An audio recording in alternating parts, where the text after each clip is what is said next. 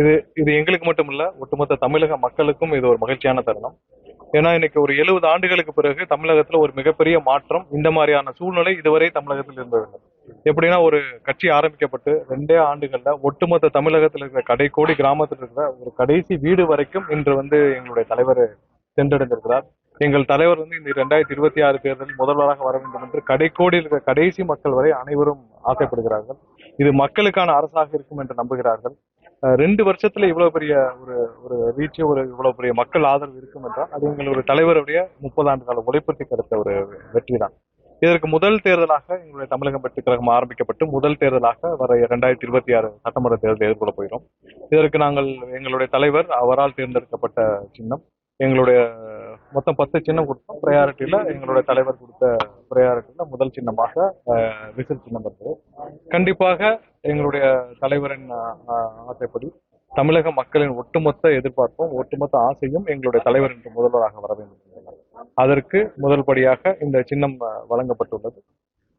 கண்டிப்பா கடந்த ஒரு 2 மாதமாக தமிழகத்துல எங்க போனாலும் மக்கள் எல்லாம் கேட்கறது உங்களுக்கு என்ன சின்னம்ன்றதான்.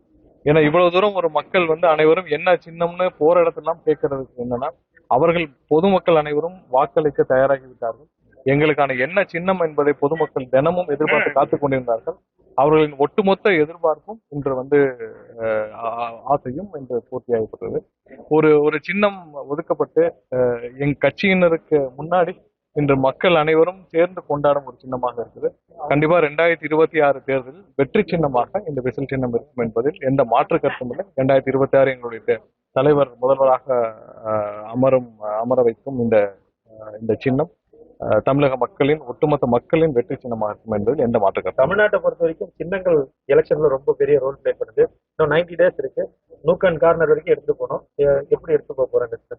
இப்போவே நான் சொன்னேன். இப்போ ஒரு நிமிஷத்திலேயே 2-3 நிமிஷத்திலேயே பாத்தீங்கன்னா தமிழகம் முழுவதும் சின்னம் போய் சேர்ந்து விட்டது.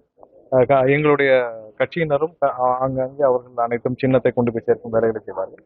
மக்களுக்கான சின்னம், எங்களுடைய கட்சி சாமானிய மக்களுக்கான கட்சி. மக்களுக்காக ஒருவர் அனைத்தையும் ஒரு 30 ஆண்டு கால உழைப்பை மாற்றிவிட்டு இன்னைக்கு வேண்டாம், இது வரைக்கும் வருஷத்துக்கு ஒரு 500 கோடி இந்த சம்பாத்தியம் வேண்டாம், மக்களுக்காக வந்தேன்ற ஒரு திடமான முடிவை எடுத்த ஒரு தலைவருக்காக ஒட்டுமொத்த தமிழகமும் கண்டிப்பாக காத்துக்கிட்டு இருக்குது.